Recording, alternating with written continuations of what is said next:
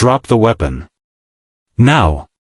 The shout cracked through the calm morning air as armored boots rushed the walkway.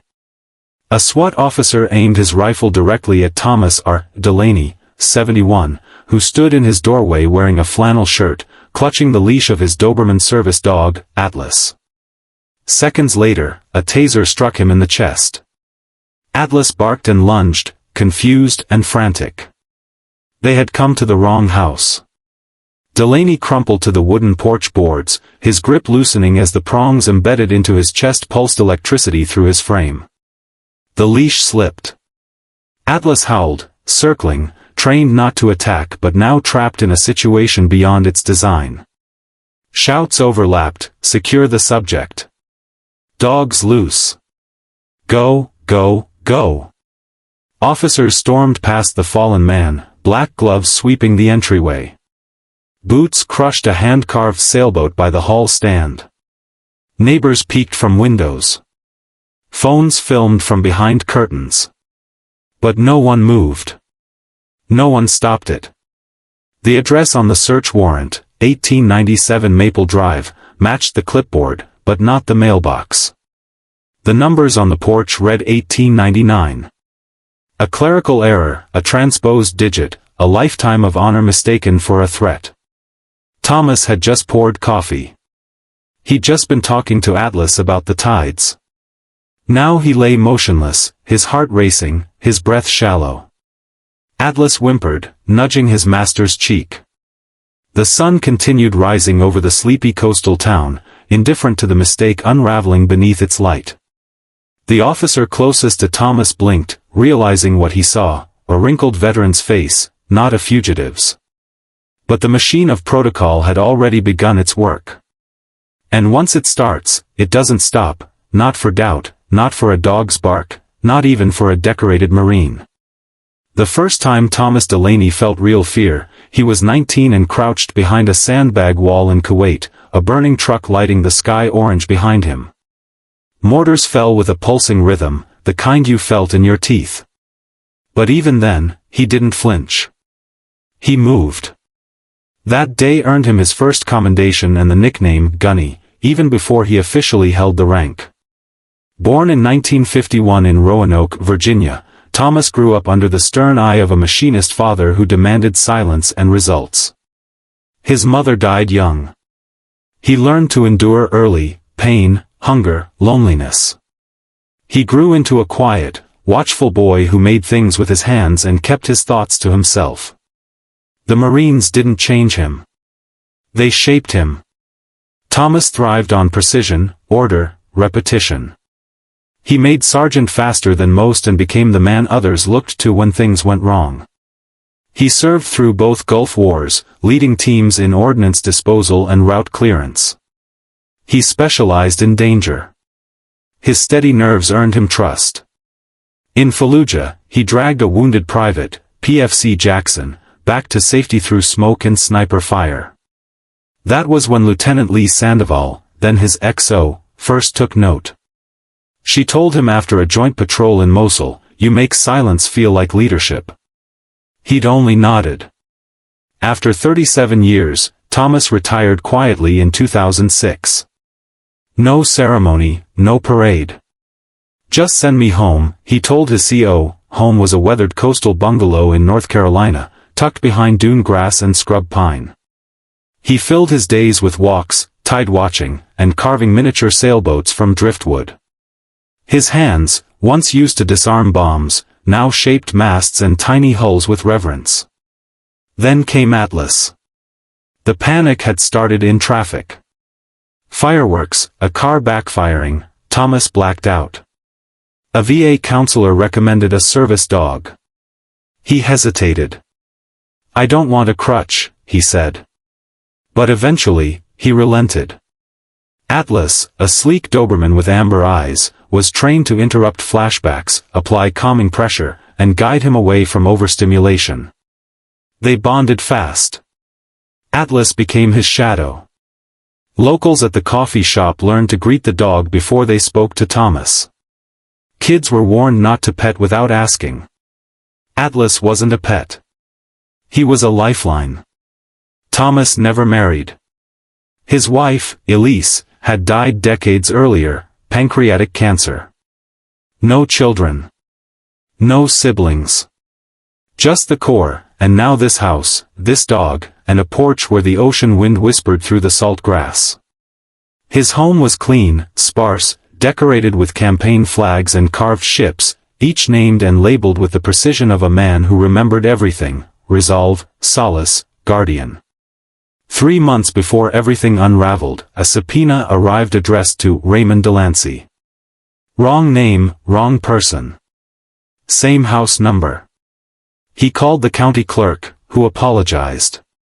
Probably a data entry error, they said. You're not the one we're looking for. He shredded the letter. Then, the van. White, unmarked, parked across the street for hours. No logos, no movement.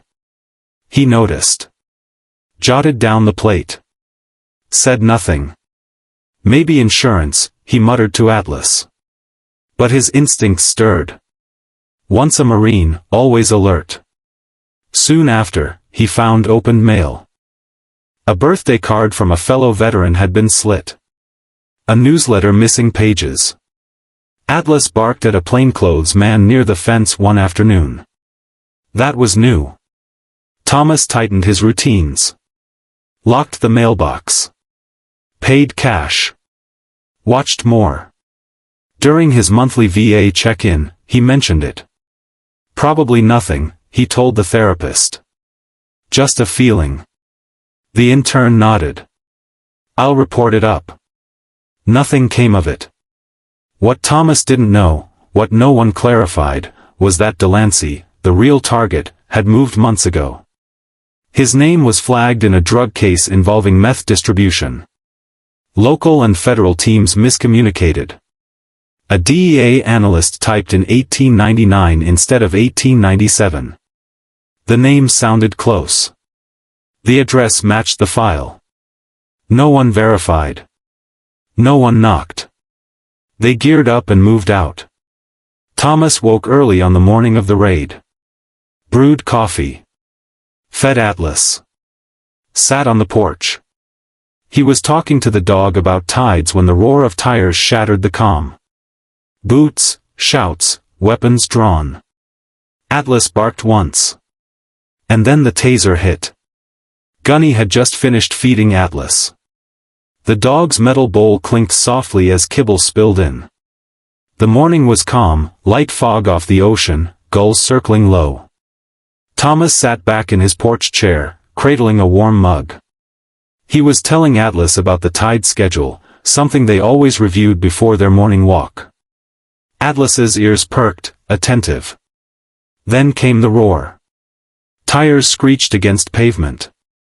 Thomas looked up as 2 black vans slammed to a stop in front of his home. Doors burst open. Men in tactical gear, helmets, rifles, bulletproof vests, flooded the yard. Voices rose in discord, "Go! Go! Go! Suspect in sight. He's got a dog." Startled, Thomas stood, mug slipping from his hand. "What the hell?" he muttered, reaching instinctively for Atlas's leash. He stepped onto the porch in his flannel shirt, hands open, confused. "You've got the wrong." "Drop the weapon," a voice boomed. Thomas froze. Atlas, sensing tension, stood tense at his side. The leash tugged as Thomas instinctively moved between the dog and the men. He was unarmed, his palms open. "This is a mistake," he called. "I'm Thomas Delaney, retired, this is my home." But adrenaline was louder than words. A young officer shouted, non-compliant, and deployed a taser. The wires struck Thomas in the chest. His body spasmed, knees buckling. The leash slipped. He crumpled to the porch, a groan escaping his lips as pain spiked through his spine. Atlas barked, not attacking, just scared, confused. He stepped over Thomas, tail rigid, head low, positioning himself defensively. More shouting. "Contain the dog. Secure the area." Boots pounded the deck. Atlas didn't lunge, didn't bite. He stood over Thomas, whining. A second officer raised a stun baton, but another barked, "Don't. It's a service dog." Still, no one moved to de-escalate. They stormed inside. The door was kicked open, hinges splintering. Hallway photographs crashed to the floor. One officer swept a coffee table clear with his rifle butt. Another rifled through drawers. The American flag folded on the bookshelf, presented at Elisa's funeral, was knocked to the ground. In the bedroom, a hand-carved sailboat fell, shattering on the floor. They searched with purpose, but without confirmation. Furniture overturned. Closet doors yanked open. In a drawer, they found a collection of discharge papers and medals, scattering them like junk mail. No drugs. No weapons. No Delaney. Outside, Thomas struggled to breathe. "My spine," he mumbled. His voice was weak. His body, once so strong, refused to obey. Atlas pressed against his chest, whimpering. The officers moved past him now, some staring, some clearly realizing something was off, but none offering aid. Protocol had begun. And protocol wouldn't admit error. One neighbor, a retired schoolteacher, stepped outside her door. "That's Gunny," she shouted. "That man's a veteran. You've got the wrong house." "Ma'am, stay inside," came the response. Another neighbor filmed the chaos from a window across the street. The footage would go viral hours later. By the time the SWAT team regrouped, the warrant was rechecked, and the mistake uncovered. 1899, not 1897. Delaney hadn't lived in the neighborhood for weeks. The real suspect had been arrested the night before in a motel 2 counties over. But the warrant hadn't been updated. It hadn't mattered. No apology was offered. No one uncuffed Thomas. He lay there, humiliated, in pain, his dog pacing in confused circles beside him. One officer finally radioed for medical support. Another muttered, "Shit," under his breath. But no one took responsibility. Atlas refused to leave Thomas's side. Even when EMTs arrived and began examining him, the dog stood watch.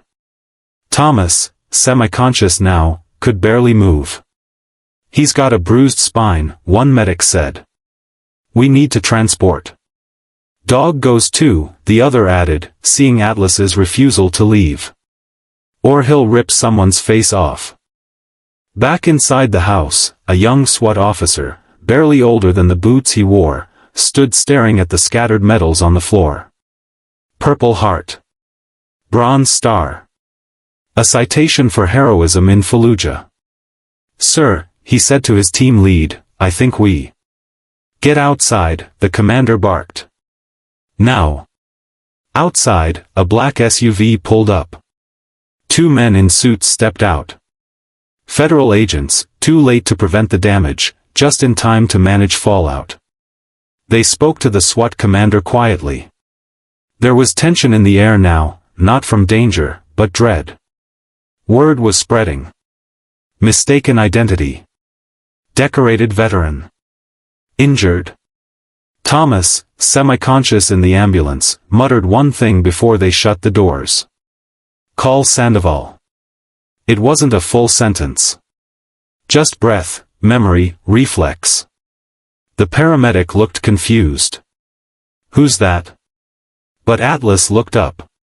And somewhere across the state, a text message, typed with trembling fingers and sent moments before the taser struck, finally pinged through to a number stored under XO.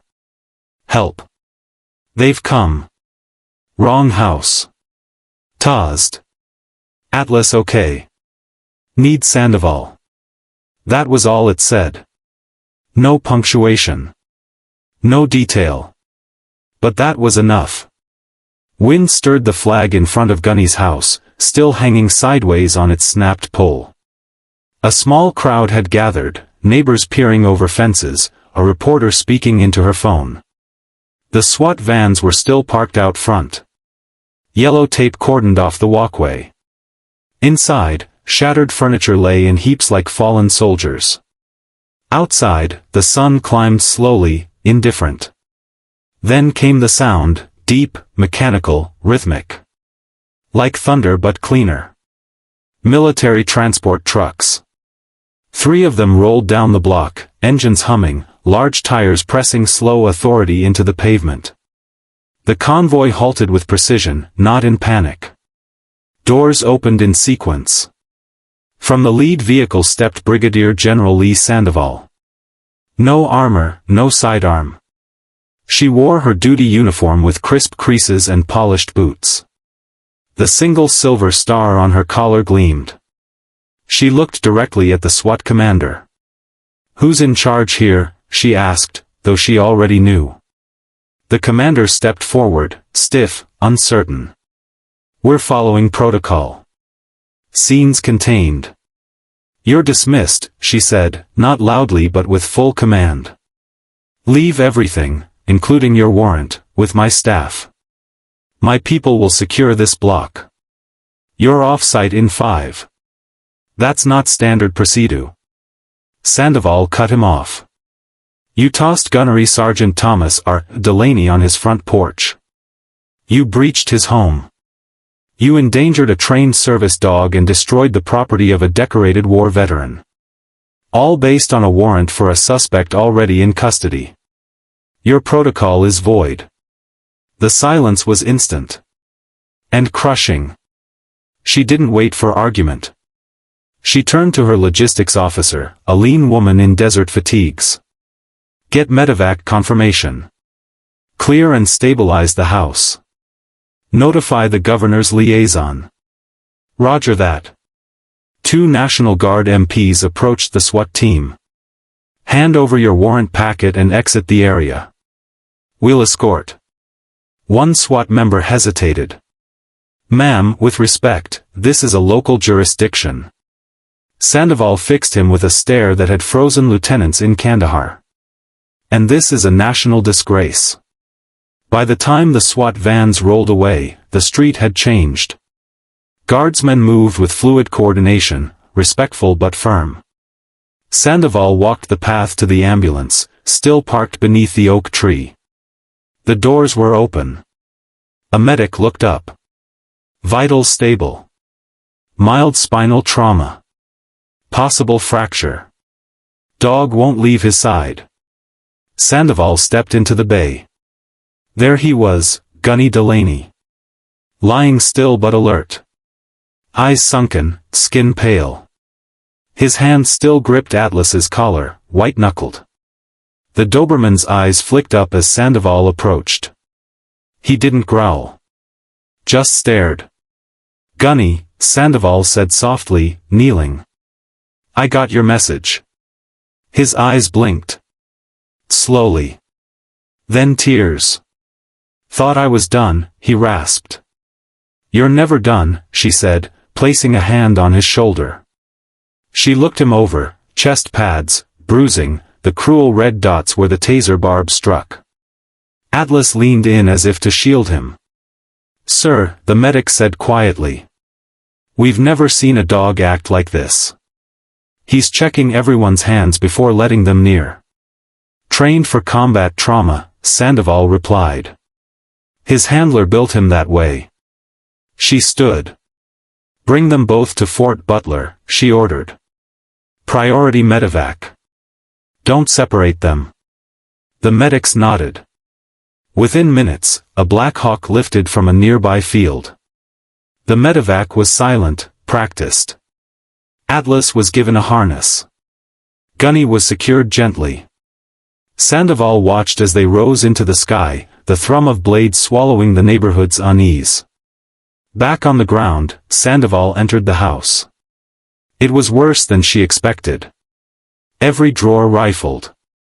Medals on the floor. The flag crushed beneath a broken lamp. His wood-carved boats, handmade, labeled in neat pen, were splintered. One bore a name she remembered, Resolve. She stooped and picked up a piece. The mast had snapped. She held it carefully, like evidence of a life violated. Her aide appeared beside her. "We found a body cam left behind. Still recording. Chain it. Secure all internal footage. No leaks." Another soldier stepped forward. "Local news is outside. They've got partial video of the takedown. Going public soon." Sandoval didn't flinch. "Let it." Later, in her mobile command post, she dialed Washington. "Yes," she said calmly. "We've had a critical failure of interagency operations. Unauthorized force against a non-target veteran. Yes, I'm assuming full command. No, this will not be swept under." She hung up. Then she sat for a moment, staring at a small photo she kept in her breast pocket. It showed a group of Marines, dusty and tired, posing in front of a half-destroyed truck in Iraq. In the center, Gunny Delaney. Kneeling, rifle across his chest, expression unreadable. She hadn't seen him since that year, not in person. But she remembered the voice that barked orders when radios failed. The hands that pulled a bleeding man to safety. The man who built silence into leadership. And now, this. Before the sun set, she ordered engineers to begin repairing the home. Not to cover their tracks. To honor them. To undo what could be undone. Out front, a local boy left a folded note on the porch. In shaky pencil. "We know who you are, Mr. Delaney. We won't forget. I'll watch your dog if you need. Caleb, 10. Sandoval stepped onto the porch, saw the note, and tucked it into her jacket. There would be hell to pay. But first, there would be honor. They landed at Fort Butler just past noon. The medical staff had cleared a full trauma bay in anticipation. As the Black Hawk settled onto the tarmac, its downdraft flattening grass and snapping flags, a line of uniformed personnel stood at silent attention, not for protocol, but for respect. Thomas "Gunny" Delaney, unconscious, bruised, strapped to a gurney, was wheeled off with Atlas trotting tightly beside him, his harness marked with clear block letters, "Do not separate." Inside, Sandoval walked with the medical team. Spinal compression but no break, the attending physician reported. Vitals are strong. Moderate bruising, elevated BP. No internal bleeding. We'll know more after imaging. And the dog? Sandoval asked. He won't leave. Refused sedation. Monitors the entire team. He lets us work as long as we don't raise our voices. Good, Sandoval said. That evening, Delaney awoke in a private recovery suite. The ceiling lights were dim, the curtains drawn, a soft breeze slipping through the cracked window. Atlas lay across his feet, heavy and calm. Sandoval sat in the chair beside him, still in uniform. His first words were slow, each syllable dragged through gravel. You came. I owed you, she replied, quietly. He blinked hard. They thought I was someone else. I know. Thought I was a threat. You weren't.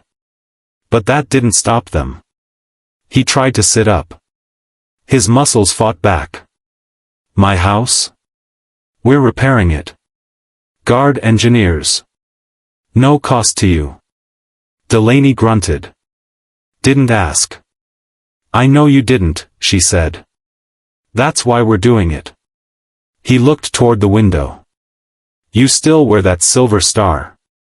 And I still remember the man who dragged Corporal Givens out from sniper fire in Fallujah without waiting for orders. Silence again. He reached a trembling hand to rest on Atlas's back. The dog stirred, ears twitching. They trashed my flag, he said finally. We found it. Folded. Pressed. It'll be home before you are. The next morning, the hospital wing was visited by a stream of unexpected guests. First came Lieutenant Colonel Reeves, who brought the hand-carved boat piece Sandoval had retrieved from Delaney's floor. A restoration team had reassembled it overnight. "We matched the grain," Reeves said. "All original wood." Delaney took it in his hands, expression unreadable. "Thought it was gone." "Sir," Reeves said. "Your craftsmanship's got more backbone than their warrant ever did." Then came a young corporal from the K-9 unit, standing at attention beside a clipboard. "Requesting permission to run a health and stress diagnostic on Atlas, sir." Delaney nodded. "He won't bite unless you lie." "I don't plan to," she said, kneeling. "Hey buddy, you've been through hell, huh?" Atlas sniffed her fingers. "Approved." Later, Sandoval convened a full media briefing on base. She didn't spin, soften, or sanitize. A failure of coordination between civil and military channels led to the use of violent force against an innocent man. This man, Gunnery Sergeant Thomas Delaney, served his country with distinction. He built peace in retirement. His home was invaded. His body violated. His service ignored. That ends today. She paused. "We've launched a full review of interagency warrant protocols. We've begun establishing a Veteran Civilian Safety Commission to oversee tactical operations involving veteran homes. And we're naming the Atlas program in honor of Sergeant Delaney's service dog, an initiative that will fund and train support animals for all branches." Reporters fired questions. She took them all. Back at the house, restoration continued. Broken door replaced. Walls repainted. Pictures rehung. Guard engineers reconstructed every sailboat by hand from photos. Even the hardwood floor where Thomas had fallen was removed and replaced. A brass inlay was added at his request, simple and stark. Here stood Atlas. Here stood honor. On the third day, Sandoval brought him home. A small crowd had gathered, neighbors, guardsmen, the mayor, the local elementary school's fifth-grade class. When the van doors opened and Gunny stepped out, walking carefully with a cane, Atlas leading the way, the crowd didn't cheer. They saluted. Gunny raised a hand in acknowledgement, said nothing. Just kept moving. Sandoval helped him up the porch steps. There, she paused. One last thing. From a case under her arm, she pulled out the original folded flag. Reframed. Pressed. Restored. He took it in his hands, then nodded once. That Sunday, the porch saw its first morning of peace. Gunny sat in his old chair, cane resting against the wall. Atlas lay in the sun. The boy, Caleb, stood beside him, holding a block of cedar. Gunny showed him how to mark the grain, trace the hull, angle the chisel. The boy listened, wide-eyed. You see, Gunny said, you don't fight the wood. You understand it. You work with it. Caleb nodded. Like a team? Exactly. Inside, the news played quietly, civil inquiries, resignations, reforms. Gunny didn't watch. He didn't need to. He'd been heard. He turned to Caleb. Want to try carving the stern? Me? Gunny handed him the blade. Honor's in how you carry the edge. The boy carved. Atlas barked once, watching over them both. The story should have ended there, a quiet return, a repaired porch, a carved boat passed from old hands to young. But some stories don't fade. They ripple. The video footage, grainy, unedited, damning, was released just days later. It showed Gunny raising his hands, stepping forward. It captured the moment the taser struck, the way he fell like a dropped anchor. It recorded Atlas's bark, full of confusion and duty. It showed the SWAT team forcing entry, shouting conflicting orders, and storming through a home with no target. It also showed something else, the moment the mistake was realized. The camera tilted to the ground, voices dropping into panic. "We've got the wrong guy," one said. "Shit. This is bad." By the end of the week, it had 12 million views. The governor of North Carolina held a press conference on the Capitol steps. Flanked by Sandoval, legal counsel, and 3 veterans' rights advocates, she spoke clearly, without notes. "We failed a man who served with distinction. We failed him in his home, with his dog beside him, on a morning that should have been like any other. That is unacceptable. So here is what happens now." In the weeks that followed, promises became action. A new bill, the Delaney Act, passed with bipartisan support. It established oversight protocols for tactical warrants, especially in cases involving registered veterans and service animals. The law required warrant teams to coordinate with military records databases and to undergo specialized de-escalation training in partnership with VA clinicians. Any deviation would trigger automatic review. No more exceptions. The Atlas program received its first funding wave, $6.2 million earmarked for service dog training, handler support, and public education. It launched as a joint initiative between the Department of Defense and Veterans Affairs. Within a month, 50 new veterans were matched with K-9 partners. Their first graduation ceremony was held at Fort Butler. Gunny and Atlas were honored guests. When his name was called, he simply stood, nodded, and said, "For the ones still fighting after the war ends." He didn't attend many interviews. But he did sit for one with an independent documentary crew, veterans themselves. The room was plain, the camera steady. No lights, no dramatics. "What do you want people to understand about what happened to you?" the interviewer asked. Gunny leaned forward, hands on his cane. "That it didn't happen to just me," he said. "That it could have been any of us. That when you wear the uniform, you don't stop serving when the war ends. But sometimes people forget you. And forgetting a veteran ain't just neglect. It's danger." He paused. "But also, I want them to see what happened after. Who showed up? Who stood up? That matters more than anything." The footage went viral again. Every Sunday, the porch remained a place of ritual. Caleb kept coming, now able to carve a hull in 2 hours. Other kids from the neighborhood joined. They brought their grandfathers, uncles, sometimes just questions. Gunny taught without fanfare, his words clipped but kind. He spoke more with his hands than his mouth, how to shape, not break, how to sand, not rush. He taught that patience was a weapon, that respect was the measure of a craftsman. Atlas supervised all, his tail flicking in rhythm. The porch itself changed. It now bore a brass plaque under the rail. This home was breached by mistake. It was restored by resolve. People left small tokens on the steps, coins, unit patches, folded notes. One read, "Because of you, my brother got a dog and started sleeping again. Thank you." Gunny read every one. He kept none. He burned them in a small fire pit, the smoke trailing like incense toward the sea. He said, "The thanks ain't mine to hold. It belongs to the ones who didn't come back." Years passed. Atlas's muzzle grayed. His gait slowed. Gunny built him a ramp, then a cart, then a padded rocker so he could rest in the sun. The dog never whined. When his time came, it was quiet.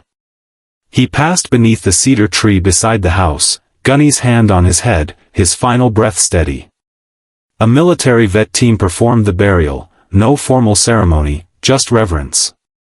Atlas was interred in the garden, beneath a stone carved by Caleb, now 17. He guarded more than a man. He guarded dignity. Gunny never got another dog. "He was my last post," he said. But he sponsored dozens. Every new Atlas graduate received a custom wood carving of their K-9, mailed directly with a note that read simply, "Keep each other safe. GD." Then came the ceremony. 10 years after the raid, a new wing of the Fort Butler Medical Center was named in his honor. The Gunnery Sergeant Thomas R. Delaney Trauma Recovery Pavilion. Inside, a therapy center, canine co-treatment rooms, vocational classrooms, and a display case of wooden boats. The last one bore the name Atlas II, carved by Caleb, now a staff psychologist on the floor. At the dedication, Sandoval, now a retired general, spoke to the assembled guests. "When I think of Gunny Delaney," she said, "I think of restraint. Of control. Of a man who could have sued, who could have disappeared, who could have given up. But instead, he chose to build. Again. And again." She paused. I asked him once how he stayed calm when it all went sideways. He said, "Ma'am, I've been shelled by mortars. This was just a warning shot. What you do after the first shot is what counts." The crowd fell silent. Then applause. At his final sunset, Gunny sat alone on the porch. The sea wind touched his face. The sky was bronze and crimson, the colors of peace earned. He held a carving knife, unfinished wood in hand. No destination, just motion. Caleb visited once a week, even then. But that evening, Gunny waved him off. "Not tonight, son. I'm remembering." And he did. Faces. Flags. Fire. Sandoval's steady hands. Atlas's steady eyes. A broken boat, repaired. A mistake that echoed. A life that kept building. Not out of bitterness. Out of duty. Out of honor. Let me know when you're ready for part 7, closing statement. It will be just a couple of words, exactly as requested. Still standing.